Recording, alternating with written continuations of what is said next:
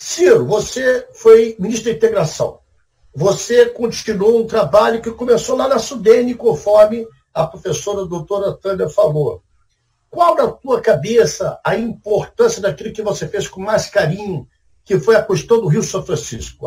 A multiplicação da água, né? Tem a multiplicação dos pães, agora nós estamos fazendo a multiplicação da água, que, como a professora falou, é mais a questão da competência, da gerência, né? Da inteligência do que da carência. Como é que o amigo integra o pensamento do grande Furtado, o pensamento da integração nacional, o pensamento da defesa contra a discriminação do Nordeste e nordestino e a nossa água, que é fonte da vida?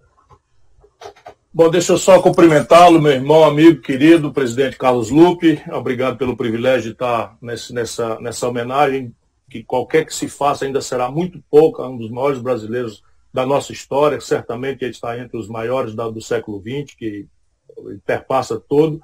Esse privilégio e essa honra, né, crescem muito de estar ao lado desse grande companheiro, um amigo, um homem de Estado, né, qualificadíssimo, pronto para todas as tarefas, o governador Flávio Dino.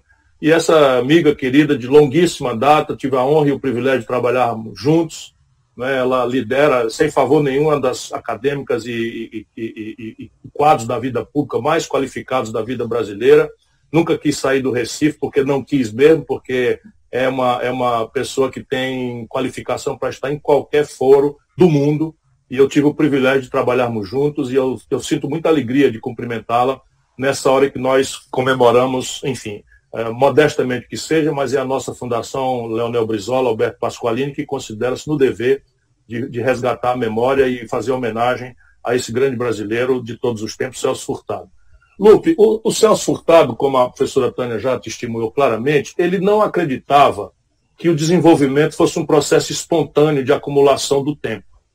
Ele sempre intuiu, e ali ele sistematizou isso de uma forma absolutamente original, do ponto de vista de línguas periféricas, como o português, do ponto de vista, vamos dizer, do terceiro mundo, ele sistematiza isso. Então, para ele, a compreensão de que o desenvolvimento não é uma acumulação do tempo, uma consequência fatalista, né, do desdobramento do capitalismo, ele denuncia que isso é falso, né? E, portanto, ele estabelece com clareza, isso é de uma lucidez e de uma contemporaneidade absolutamente dramáticas para o Brasil contemporâneo, e acredita até para vastos setores do mundo.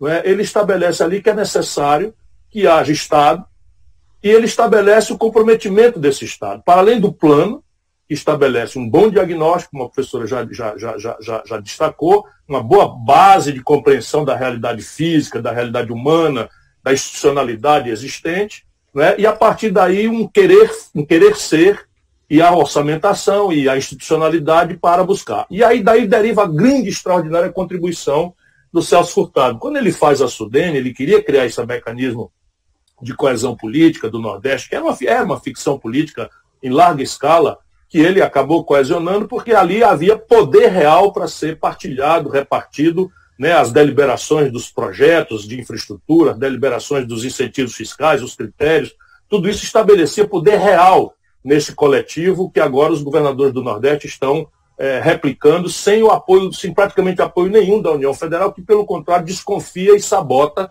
E isso é um exemplo que já migrou, está no Centro-Oeste também produzindo coisas muito interessantes. A professora deve estar olhando também, não é, essa experiência. Outro dia estava conversando com o nosso amigo, o professor Campolina, que está vendo essas coisas todas, essas novidades surgindo, não é, na institucionalidade brasileira ou na política brasileira. E aí o Celso Furtado queria, na verdade, fazer algumas apostas. O Nordeste tinha um problema grave de capitais, o Nordeste tinha um problema grave de capital humano, né, a questão de cérebros, de qualificados, pessoas qualificadas para imaginar e operar a realidade brasileira, e o Nordeste tinha um gravíssimo problema de infraestrutura. Tudo que impediu o sonho modernizante, que num certo momento da década de 50, flagrantemente era a indústria, né, anos 50, 60, 70, e que eu, professor, ainda acho que tem um papel grave a cumprir. Eu não acho que a gente tem que aceitar a ideia de que o pós-industrial, dado que nós temos uma agenda retardatária, frustrada, eu acho que ainda há uma indústria a ser perseguida, não é, pelo interior do Nordeste especialmente, e evidentemente que em outras bases, com interdições. Eu tive com algumas conversas com o professor Celso Furtado, quando ali na crença de que iríamos recriar a Sudene, eu o convenci, fui na casa dele, lá na Rua Toneleiros, né, no Rio de Janeiro, é um endereço relativamente famoso, isso. E o convenci a vir à Fortaleza no lançamento, o presidente Lula, né, o homenageou, e nós fizemos ali, e ele tinha, e foi até objeto do desdobramento de um livro dele, do capitalismo, enfim, o capitalismo globalizado, uma coisa desse tipo, eu não estou recordando o nome, mas ele viu com certo pioneirismo, ali no final da década de 90, que as interdições para um país como o Brasil estavam se agravando dramaticamente. Ele estava muito angustiado, porque se no passado, né, nós poderíamos sair retardatariamente por um caminho de substituição de importações, porque as tecnologias se sucediam com certa lentidão, o turbocapitalismo financeiro não tinha tomado essa violenta influência central nos destinos da humanidade, e ele já via tudo isso como sempre, grande visionário que era, ele já via com muita angústia as perspectivas do Brasil, e especialmente do queridíssimo dele, de todos nós, Nordeste brasileiro, que tinha uma agenda retardatária.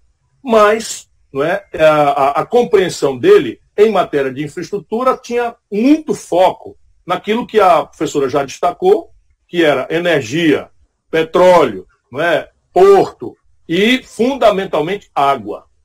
Porque ali ele tinha percebido lá atrás, no grande e correto diagnóstico dele, que a água não era propriamente um insumo de desenvolvimento, mas uma ferramenta central à estrutura oligárquica de poder.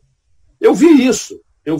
Eu cresço em Sobral, no interior do Ceará, e eu vi, muitas vezes, o dono do poder local dizia da vida e da morte se o carro-pipa ia ou não atender aquele ou aquele outro trecho, ou aquele ou a outra comunidade, conforme a fidelidade ou a vassalagem exigida do nosso povo, né, absolutamente humilhado pelo colapso absoluto da renda de subsistência, que é a agricultura primária nossa aqui, sem qualquer estrutura de proteção social.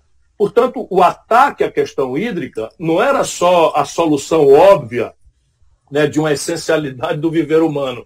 Era um ataque, era um tiro no peito, era um tiro no coração de uma ferramenta de poder oligárquico central. E o São Francisco tinha essa faculdade e ele saltava como uma obviedade empírica. Qual era a obviedade empírica? O rio Parnaíba separa o Piauí do Maranhão e tem ali 1.300 metros cúbicos por habitante ano.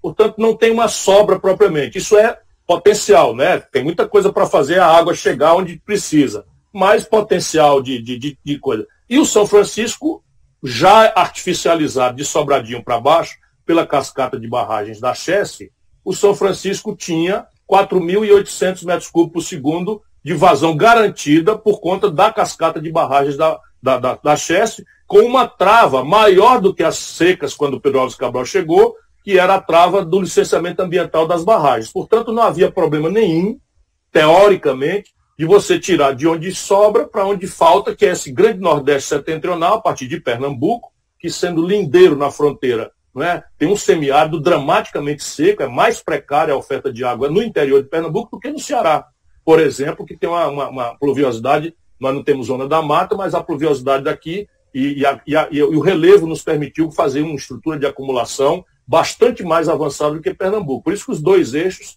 atendem Pernambuco, e essa obra, ela não é uma obra que toma água numa origem e entrega num destino, ela distribui essa água. E foi preciso o presidente Lula, com coragem, audácia, me deu ali a tarefa de fazer. Eu peguei esse projeto, fui expô-lo a todas as críticas para qualificá-lo academicamente. Eu acredito muito na ciência. Acho que a ciência é a única coisa que pode iluminar o debate, a única coisa que pode remover medos, preconceitos, interdições, interesses espúrios que não se confessam, tipo aquela de reserva de valor. Então você tinha um projeto chamado Jaíba, em Minas Gerais, que tinha uma outorga de 80 metros cúbicos por segundo. Ninguém sabe nem o que é isso. Imagina 80 metros cúbicos de água por segundo, iam dando sem nenhum plano de bacia, sem um empoderamento de um comitê de bacia, e nós, a partir de fazer o projeto, acabamos puxando o fio da meada, e hoje o projeto São Francisco, eu tenho muito orgulho de ter feito sair do papel, e já é uma realidade. Campina Grande, que é uma das grandes cidades do interior do Nordeste, vivia ciclicamente sem água. O interior do Ceará, eu peguei Fortaleza, colapsou o abastecimento d'água, e esse projeto ele revoluciona a lógica de manejo da água, que apesar de faltar muita, é um desperdício monstruoso.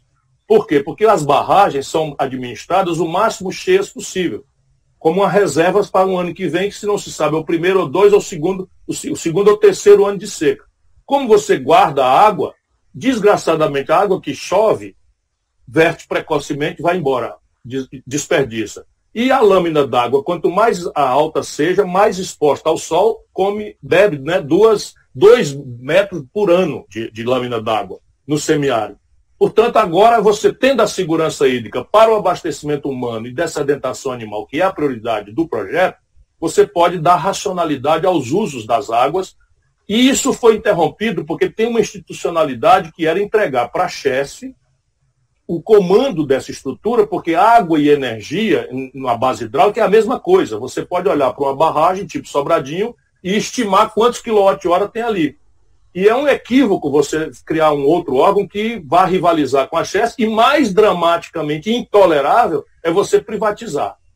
Se você entrega, por exemplo, nós vamos ter que decidir esse trade-off, essa escolha de água ou energia lá com o chinês em Xangai, o que é uma aberração final que nós não podemos aceitar.